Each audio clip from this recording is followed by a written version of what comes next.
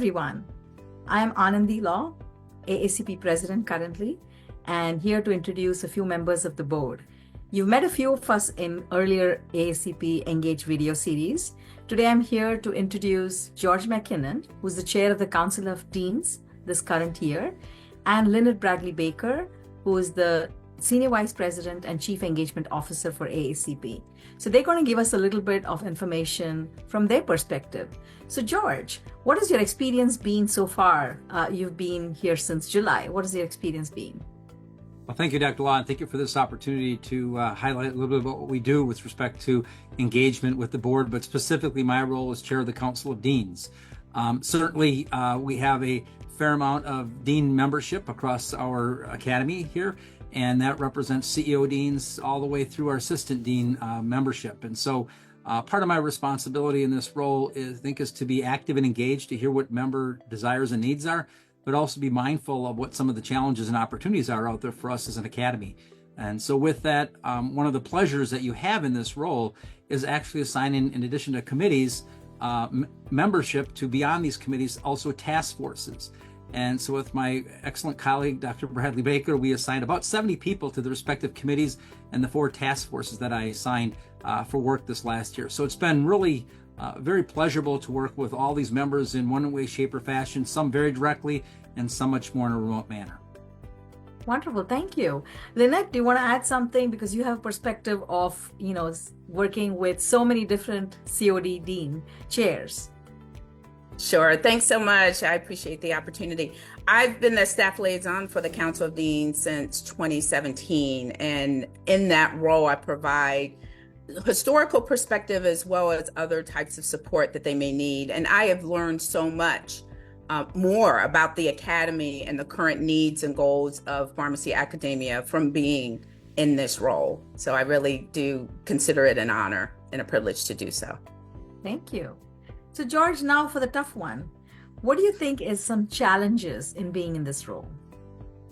Well, in terms of challenges, there's a lot to manage with respect to the 4 standing committees and this year 4 task forces. On top of that, the board responsibilities of having a fiduciary responsibility to our academy. We certainly have gone through some exciting time this last year with membership transition to an open membership model with respect to our members.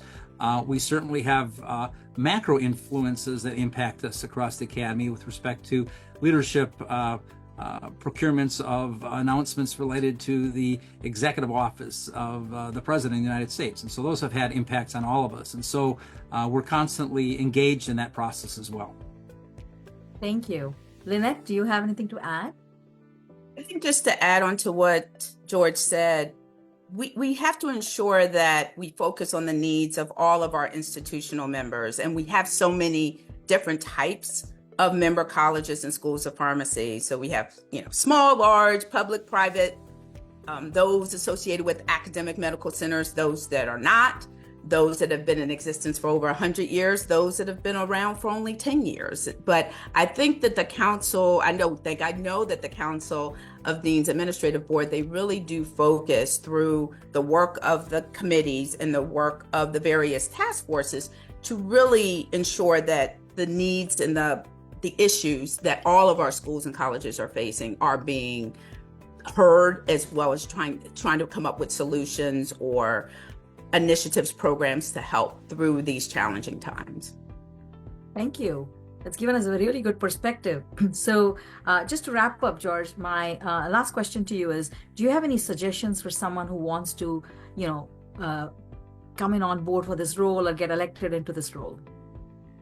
Well, certainly I've been privileged. This is my 16th year as a CEO Dean at 2 different college and schools of pharmacy, and actually had the opportunity to serve on staff at AACP about 20 years ago. So I have a different perspective than many. I think the first thing you need to do is connect yourself with Lynette, who is one of the staff liaisons that can certainly share insight, but in this role is incredible support. What I would say in terms of if one's looking at a trajectory to get involved in not only Council of Deans, Council of Faculties, and all of our other governance groups, is it's okay to begin small. Start as a reviewer of a manuscript, start as a reviewer of a poster, submit for a roundtable session, then submit with colleagues to do maybe a bigger project that gets you out there and your name noticed a little bit. And again, that's how most of us began. I remember walking in the halls of giants of names of deans and faculty across the academy that I certainly respected and was in awe of. And again, you too can be one of those individuals that future generations will look up to just by getting involved. And again, it starts small. Thank you so much. This has been such a great perspective. And thank you to Kyle for recording us. As we close, just to introduce you to our incoming chair-elect of the Council of Deans, Dr. Jennifer Adams. She's going to be starting in July.